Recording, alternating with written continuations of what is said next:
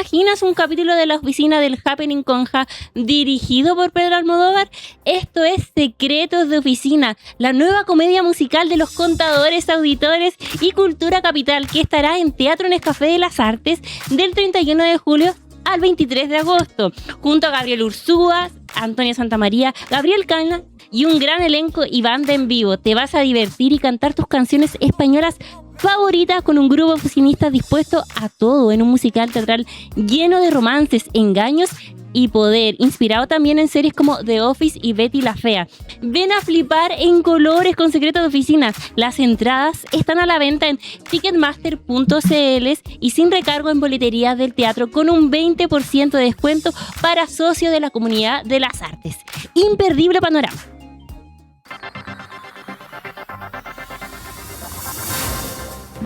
Y ahí estamos viendo el clima Valparaíso y tenemos Punta Arenas con 2 grados, Valparaíso con 15 y Putaendo con 13 grados. A continuación vamos a seguir hablando de la agenda de seguridad del gobierno, porque entra esta semana en una fase especialmente intensa en el Congreso, la denominada Agenda contra el Crimen Organizado y el Terrorismo, ya reúne 23 proyectos. En paralelo, la reforma constitucional de seguridad inició su primer trámite en el Senado. Para conversar de todo esto y mucho más, estamos con Danilo Herrera, cientista político y socio director de Factor Crítico, consultora dedicada a la elaboración de narrativas y seguimiento legislativo. ¿Cómo estás, Danilo? Bien, ¿y ustedes? Qué Muy grandes bien. invitados se consiguen ahora. Sí, Estoy hablando de mí.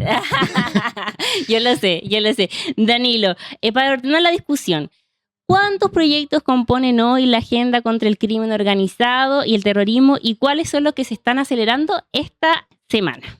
Se ingresaron 23, y además más de una decena de proyectos que ya se estaban discutiendo desde el periodo anterior, desde la administración Boric. Pero quiero hacer énfasis, vamos a estar discutiendo esto durante meses. Entonces yo quiero hacer énfasis en 2 en particular. Primero decir que estoy muy en desacuerdo con el panelista anterior, que decía que el invitado anterior, que decía que esto no es un gobierno de ultraderecha. Bueno, la reforma constitucional. Si alguien tenía dudas de que este gobierno era ultraderecha, la reforma constitucional ya nos deja sin ningún problema llamar a este gobierno de ultraderecha. ¿Por qué? Porque restringe derechos fundamentales, restringe derechos fundamentales que uno pensaba que ya estaban, que después de la dictadura no se ponían en cuestión. ¿Estás en contra de Tironi? Estoy en contra de Tironi. No, solo de lo que lo dijo. Yo fui a su lanzamiento del libro. No lo traje para que lo firmara, eso sí. Pero claro, o sea, cuando el presidente de la República quiere que el Estado le entregue el poder para que durante 8 meses se meta en las comunicaciones, le pinche los teléfonos al ciudadano que él estime conveniente, eso es un problema de derechos fundamentales que incluso que fue muy interesante lo que pasó ayer, porque el gobierno se pone a la derecha del Partido Nacional Libertario.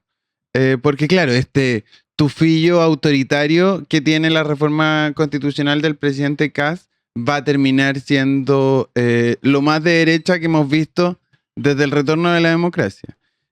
Y tan así que no tiene los votos de Vanessa Kaiser, no tiene los votos de gran parte de Chile Vamos, y necesita 29 para aprobar esto. Yo veo hoy día que es imposible. El problema que veo en esto, eso sí, es que esto es correr el cerco. Supongo que cuando estamos hablando cuando hablamos de 8 meses de estado de excepción, con este nuevo estado de excepción que nos propone el presidente José Antonio Kast. ¿Y una trampa esto estado de excepción? Entonces vamos a hacer, yo supongo que en la discusión de estos días, la gente va a empezar a decir, bueno, pero 8 meses es mucho, 30 me parece razonable. Y cuando lleguemos a esa conclusión, el gobierno ya ganó, ya corrió el cerco. Ahí está el punto. Entonces, esa es la trampa de este gobierno. La trampa de tirar yo igual creo que el tejo está demasiado pasado. Se pasaron 3 pueblos, pero cuando se pasen uno, seguramente van a haber fuerzas de Chile Vamos que van a encontrar más razonable esto. Pero hay otros puntos, por ejemplo, ¿tú te acuerdas la polémica que hubo la semana pasada? Creo que la hablamos, bueno, la hablaron en turno con Mónica Rincón, que la ministra de Salud decía que estaba en contra de quitarle derecho a los condenados, porque, por ejemplo, la ley de urgencia, qué sé yo, en el tema de salud, también les van a quitar en educación. Lo que decía el borrador era, les vamos a restringir todos estos derechos. Y apareció una lista de supermercados enorme, entre ellos educación y salud, por ende no tendrían derecho a la gratuidad, no tendrían derecho ni al CAE, ni tampoco si te estás muriendo y llega una urgencia a atenderte en esa urgencia.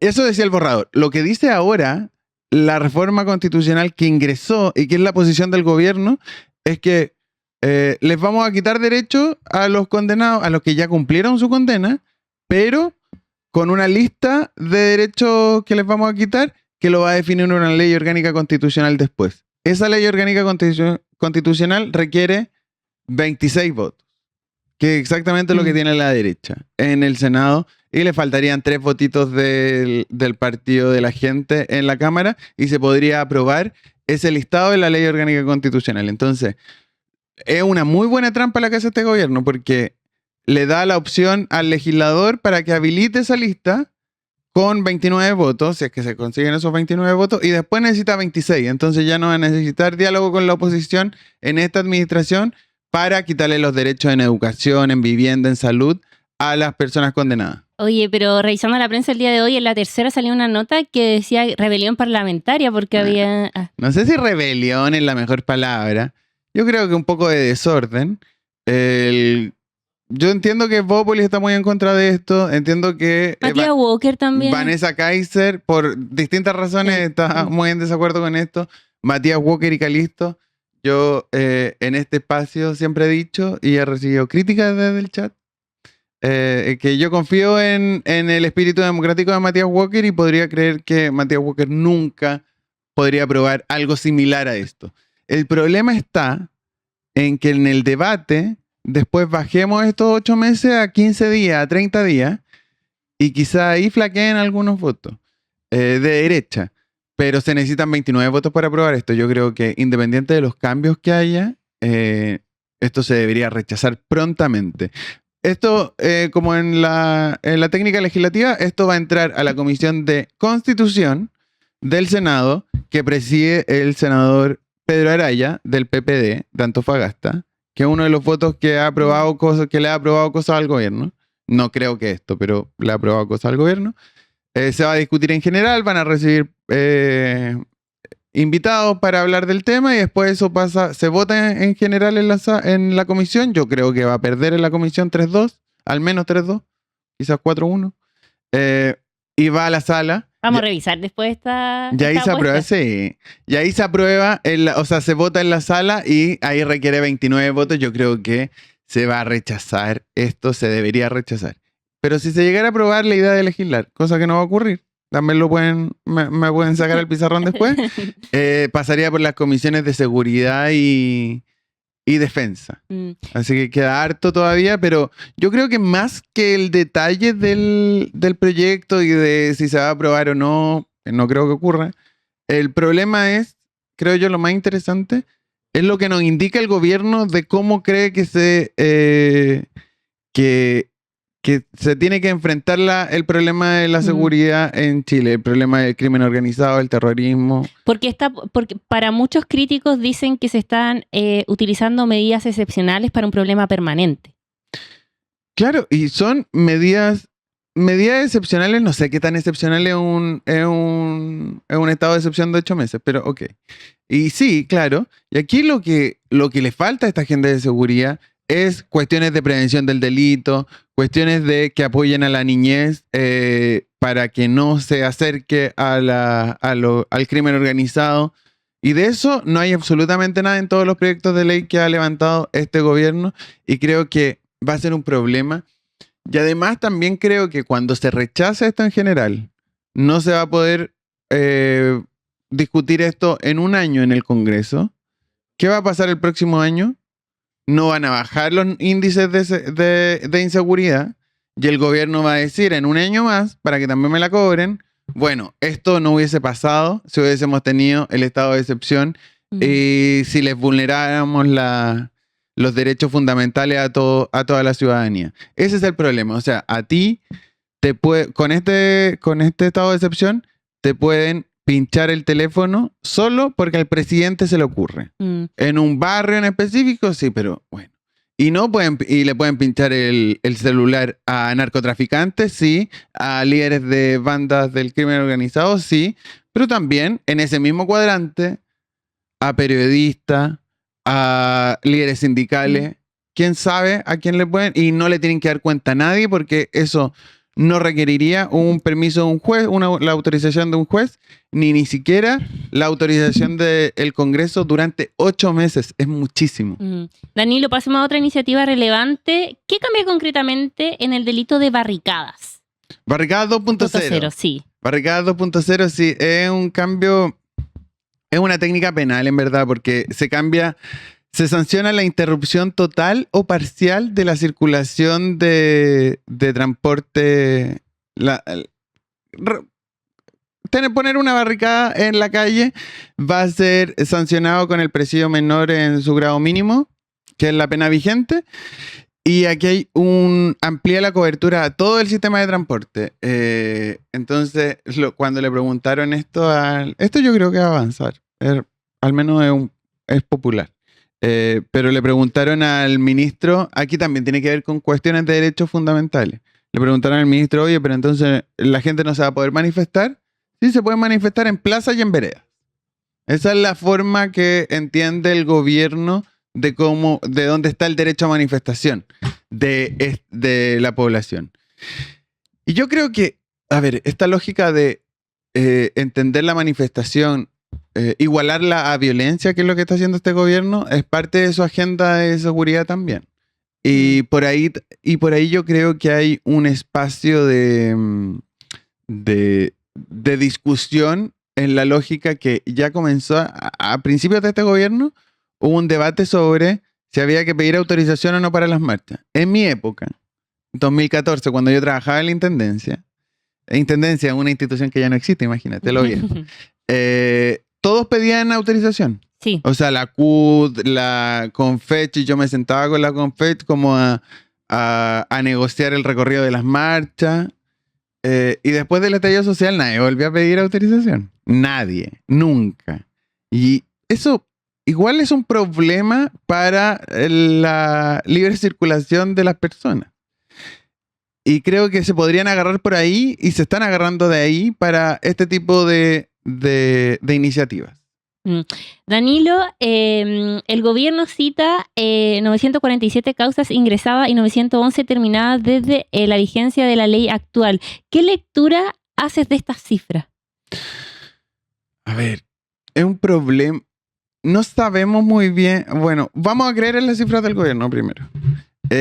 Y creemos, ya hay que entender que hay una agenda del gobierno que partió tarde en seguridad. Partió muy tarde por todo el problema de la exministra. Y creo que se están poniendo al día de una forma muy radical y apurada y, entre comillas, como atolondrada, no sé, como de mala forma, porque no hay espacio todos están a favor de la agenda. De hecho, circulaba en este fin de semana pregunta capciosas sobre seguridad, como ¿usted está a favor de la agenda de seguridad? 94%, sí, obvio. Pero cuando uno se va al detalle de cada una de estos temas, hay un tufillo autoritario que puede ser preocupante y nos vamos a dar cuenta quizás demasiado tarde de esas maniobras del gobierno. Y podría ser un problema. No solamente contra tirones, te fuiste contra las encuestadores también. Bueno, perdón. Oye, ya para ir finalizando, Danilo, el punto más sensible será que al sacar la violencia del tipo penal, la discusión pasa desde la seguridad del transporte en este tema hacia la proporcionalidad y sus posibles efectos sobre la protesta. Yo creo que como decía, yo creo que hay un problema de esto de igualar violencia a protesta. Va a ser un problema en toda esta administración, aunque todavía no hemos tenido, supongo que vamos a tener, pero no hemos tenido grandes manifestaciones.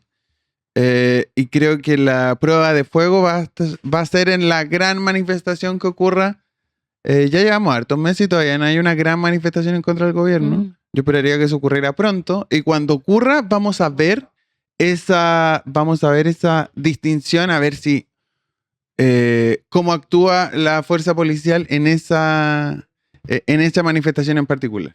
Perfecto. Muchas gracias, Danilo, por haber estado con nosotros. ¿Una cosita? Sí. Hoy día empecé a ver turno desde bien temprano y estaba toda la gente muy alegre por la aprobación de la prohibición de las carreras de galgo. No se aprobó nada. Se aprobó la idea de legislar